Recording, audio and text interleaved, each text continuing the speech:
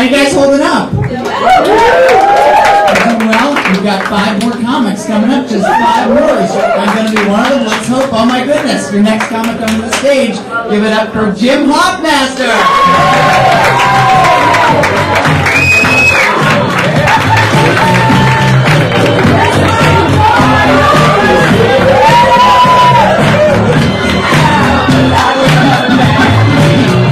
That coming, did you?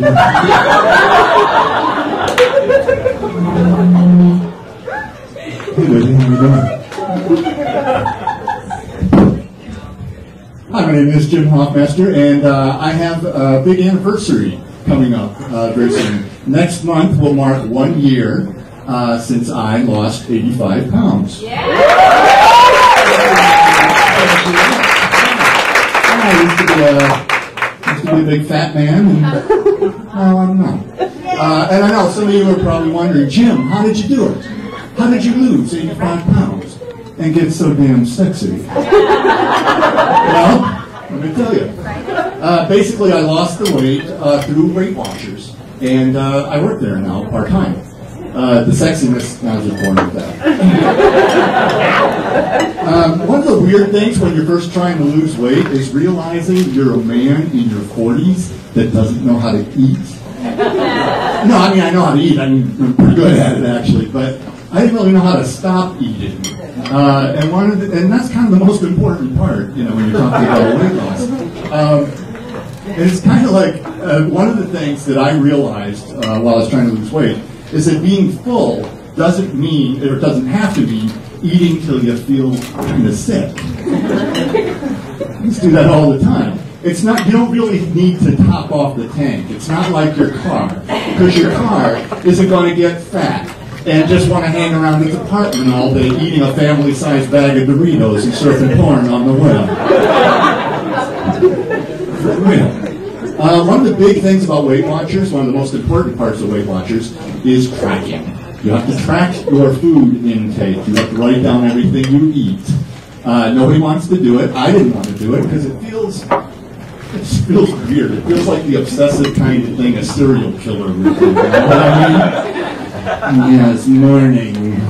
Steel-cut oatmeal and raspberry yogurt. Afternoon, a turkey sandwich. A garden salad. Evening, a census taker's liver with some fava beans and a nice tea cake.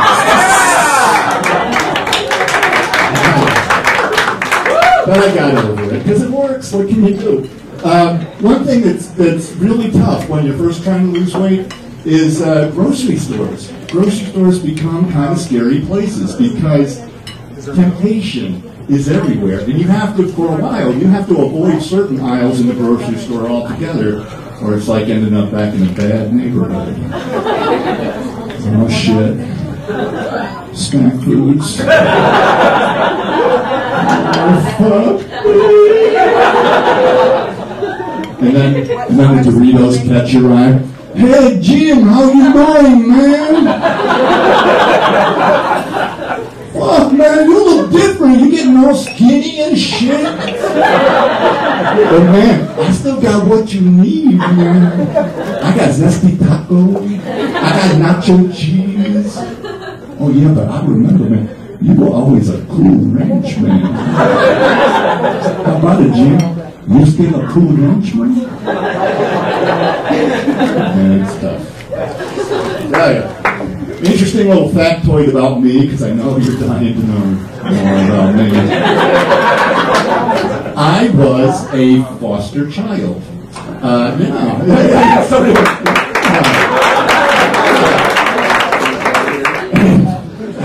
not expect that reaction. You caught me off guard. What do I do now? Yeah, I was a foster child basically my entire childhood, from the time I was about a year old till I was 18, and I lived in a total of 6 different homes. And the stats, not to, turn things grim, I know it's a comedy show, the stats on adults who were foster children, they're pretty grim. Like, for example, about a third of the prison population also did hard time in foster care. So basically, in foster care terms, you're looking at the cream of the crop. That's right.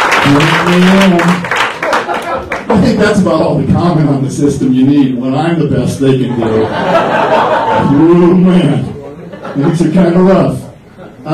Now, I don't want to sugarcoat things, give you some real insight, I wouldn't say I was physically abused as a foster child, but my foster parents would dress me funny. And then they'd send me to school so the other kids would handle the physical abuse. They weren't nice, they were just lazy. And I'm kidding, I'm not kidding about the being dressed funny part. I actually have pictures of myself at 7 years old. I am dressed in a plaid sport coat, a plaid shirt, and striped pants. At least that's fashion abuse, I would say. And here's the weird part of that. Here's the weird part. I don't get this. Those pictures were specifically for the year's Adopt This Child catalog. What the fuck? So yeah, the year's Adopt This Child catalog, which is basically kind of like Overstock.com.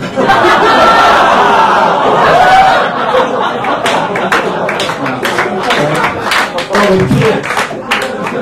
Just with kids instead of golf clubs and luggage. Oh, honey, look at this one. He's kind of cute, and it says he's half off. Sweetie, I think that means he's retarded. I mean, look at him. I'm sure his foster parents didn't send him out dressed like that. One thing that's kind of... I was in foster care my entire childhood, and in many ways, I was like any other kid. I really liked comic books, for example, and comic book superheroes. But as a foster child, your take on superheroes is just a little bit different. Most kids like superheroes because of their superpowers, and you like them more because of their traumatic childhoods. I like Superman because he's super strong. Yeah, and I like Spider-Man because he can crawl up walls. I like Batman because his parents were murdered in Batman.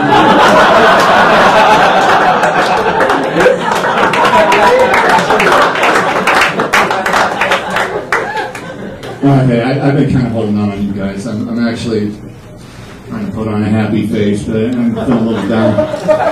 Yes, this is a happy face. What can I do? I was born with it.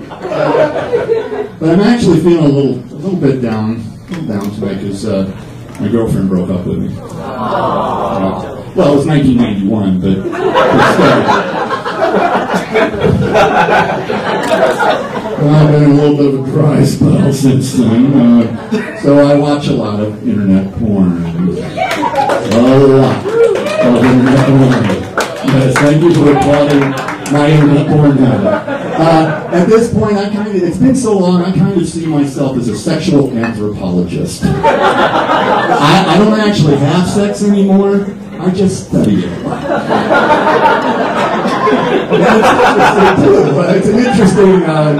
It's an interesting study, let me tell you.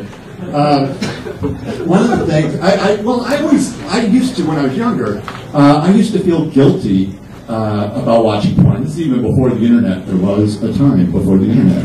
And I felt guilty about, looking at porn because I came from a Christian background and I grew up in the 70s, right at the height of the feminist movement. And I gotta tell you, at this point, all I can say is thank God for internet porn and damaged women who do it for my pleasure. And since I'm alone, but I'm amazed by internet porn. It's still, now it's been years, and I'm still amazed by internet porn because you can see anything online, anything at all. From midget clown orgies, the kind of stuff everybody enjoys.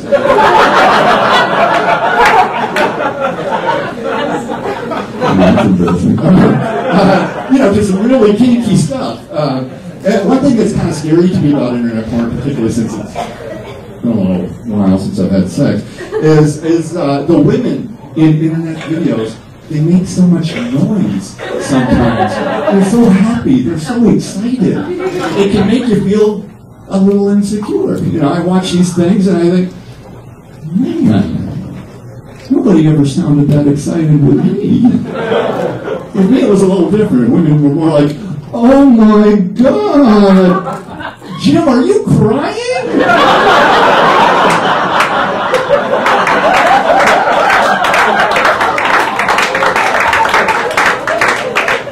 And the sad part is I usually was. So there's lots of interesting things on the internet, lots of very interesting things. There's some really kinky things on the internet, and then there's the Mr. Hands video. Somebody knows about Mr. Hands. If you don't know about Mr. Hands, I apologize in advance for what we're about to discuss. But basically, Mr. Hands was this guy from Washington State who died after having sex with a horse. Okay, but wait, there's more. He didn't die having sex with a horse, he died letting the horse. I was like,